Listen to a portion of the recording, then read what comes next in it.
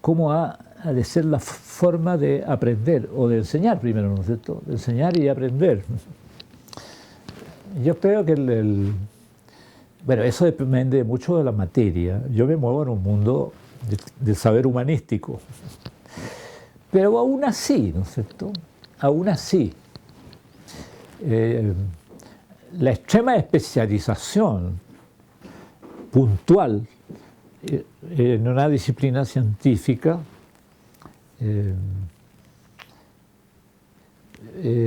sin que esa disciplina tenga conexión con otras, sino ir a lo puntual, como puede ocurrir, por ejemplo, en física atómica o en astronomía,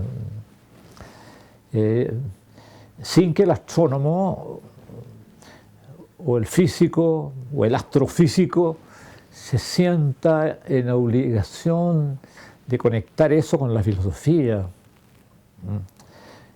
con la sociología, incluso con la economía. Porque para que un astrónomo hoy pueda tener acceso a un telescopio de los grandes y hacer una investigación, no necesita hacer una, ¿cómo decir? Ver, percibir, hacer consciente el itinerario que llevó a la creación de ese aparato, ¿no es cierto? Pero eso tiene que ver con la economía, tiene que ver con la política, tiene que ver con la concepción del mundo, tiene que ver con la filosofía que está implícita en la concepción del mundo de su época. Ya, el científico normalmente se desentiende de todas esas relaciones. Yo cito siempre el caso de Werner Heisenberg, ¿no? El físico cuántico, que hacía experiencias con la micromateria y siempre la respuesta de la micromateria a las experiencias que él montaba eran paradójicas, desafiaban la lógica tradicional. La lógica tradicional está formada por el principio de identidad, el principio de contradicción y el principio de causalidad, ¿cierto? Por ejemplo, la psicología del inconsciente desafía a esos tres principios. Puede haber un hecho sin causa. Le voy a poner un ejemplo.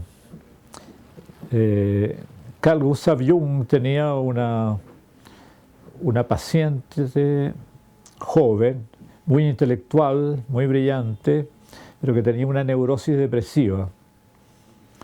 Y mientras más inteligente eran las explicaciones que ella daba de su enfermedad, más se hundía en ella. Mientras más inteligente parecía ella, más se hundía en la depresión. Entonces Jung dijo, lo que le falta a esta niña es que el inconsciente se exprese de alguna manera. Entonces para eso habría que romperle su esquema lógico, porque su esquema lógico es una jaula para ella. Entonces eso ocurrió una noche que ella soñó que le obsequiaban un escarabajo de oro. Entonces en la sesión siguiente le dijo a Jung, anoche soñé, doctor, que me obsequiaban un escarabajo de oro. Entonces en el momento que ella dijo eso, sonó un ruido en la ventana. Y Jung miró y vio que había un coleóptero que trataba de entrar. Entonces le abrió la ventana y entró el coleóptero, él lo atrapó, lo hizo clasificar por un especialista y era el escarabajo de oro. Entonces él le preguntó a ella, dígame usted qué relación causal hay entre que usted hable aquí de que anoche soñó con un escarabajo de oro y en ese mismo momento venga desde afuera el escarabajo de oro al lugar donde están hablando de él. Entonces ella se vio en la obligación de reconocer que no había ninguna relación causal. Para el inconsciente, el principio de causalidad no funciona. Ya, lo mismo, para la micromateria, toda la estructura lógica tradicional es válida para el mundo macro en que vivimos nosotros, pero no para el mundo del átomo, ¿no es cierto? Entonces, si la lógica tradicional fue desafiada por las experiencias que Heisenberg hacía, de repente a Heisenberg le cayó la teja, por así decirlo. ¿Qué estoy haciendo? En el fondo, estoy considerando que los átomos, que el mundo de los átomos es igual al mundo donde yo estoy. Si los átomos son cosas en el espacio, igual que en esta pieza, son más chicas nomás, pero la lógica que los rige es la misma que con la cual yo me desenvuelvo en el mundo ordinario. Y ese fue su error. Él se dio cuenta de que al hacer un experimento, o sea, al hacerle una pregunta al misterio de la materia, él estaba proyectando la misma lógica en que él vive. Y esa lógica no rige para el mundo de la micromateria. Entonces, él se vio en la obligación de escribir un libro que se llama Física y Filosofía, cosa que nunca se había hecho. Bueno, existía filosofía de la ciencia, pero ningún físico se iba a meter en problemas filosóficos, incluso los rehuyen. La filosofía ya nuestra especialidad acá, ¿no es cierto? Ahora, ese es el criterio con que se enfrentan normalmente las disciplinas científicas, ¿no es cierto? Entonces, contestando a esta pregunta, ¿cómo ha de ser la forma de enseñar y de aprender? Yo creo que el profesor debe tener un horizonte amplio en el cual él pueda hacer la filosofía también de lo que está enseñando. Por ejemplo, yo he sabido que en la Facultad de Ciencias Físicas y Matemáticas no hay un curso de filosofía de las matemáticas. Si le preguntamos a Pitágoras qué opina usted de eso, diría, pero eso es un horror. Filosofía y matemática, en el fondo, para él eran la misma cosa, eran inseparables, ¿no es cierto? Ahora, si se pudiera hacer un curso de filosofía de las matemáticas, yo creo que se abriría un horizonte. Es posible que se haya hecho ahora y yo no lo sepa, ¿no? Pero hace tiempo yo consulté.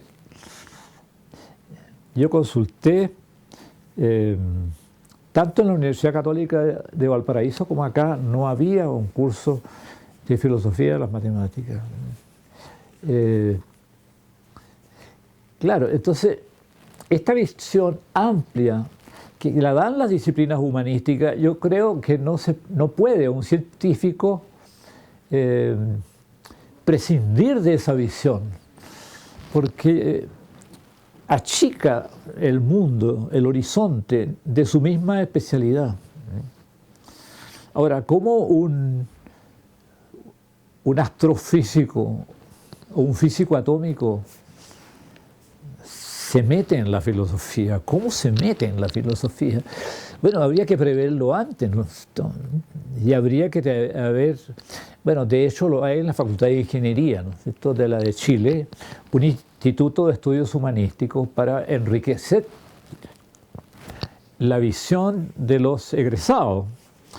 Yo me acuerdo cuando era agregado cultural en la Embajada de Chile en París, llegó el decano de la Facultad de Ingeniería de la Universidad de Chile, que en esa época era Enrique de Tigny, a quien yo conocía, y me dijo, mira, estamos produciendo ingenieros que son muy brutos. Así me dijo él, porque no tienen formación humanística. Entonces yo quiero crear, así como lo tiene la Universidad de París, crear un instituto de estudios humanísticos para los ingenieros, para que se abra el horizonte de ellos y no estén solo en su materia, porque eso tiene resultados psicológicos y morales a veces muy graves, que uno esté nada más que en una disciplina puntual. Entonces yo creo que en una universidad, y dado la palabra universidad, ¿no es cierto?, que remite a una visión universal de las cosas, debiera existir una interdisciplinaridad de lo humanístico y lo científico, y también el tema del sentido y de la ética. Entonces, que eso no faltara en ninguna de las disciplinas que se enseñan, que no faltara. Y dado que el alumno de hoy exige cada vez más en ese punto, le preocupa más el sentido, mucho más que al alumno de hace 30 o 40 años, que está desideologizado ya, porque por lo menos hace 40 años existían las ideologías. Había alumnos marxistas ortodoxos aquí en la universidad, ¿no es cierto? Entonces, a través del marxismo, ellos tenían respuesta para todo, ¿cierto? Y también los demócratas cristianos y todos los demás. Ya, hoy día las ideologías prácticamente quedaron atrás.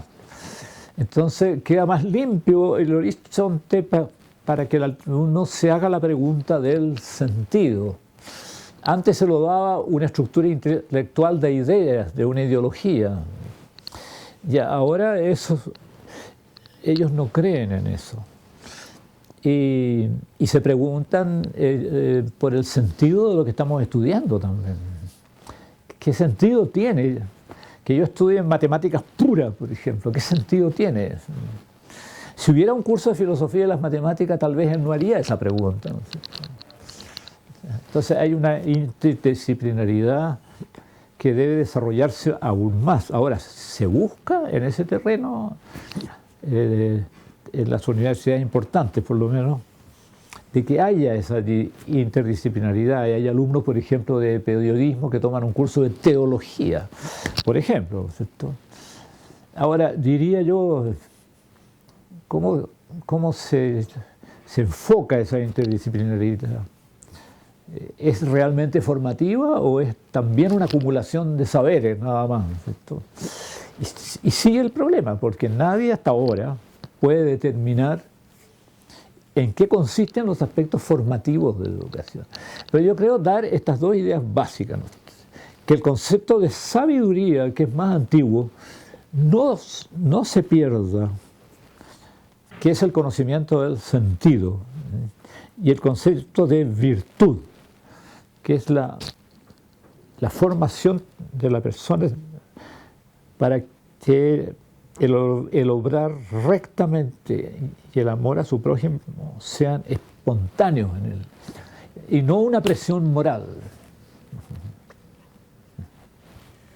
Bueno, ha sido increíble porque ha tocado tantos puntos sumamente de forma precisa, sumamente importantes. Creo que ha sido un aporte increíble.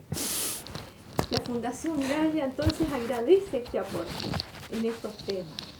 Don Gastón Sublet, espero que nos volvamos a ver en otra ronda de conversación. Muchas gracias. Gracias a usted.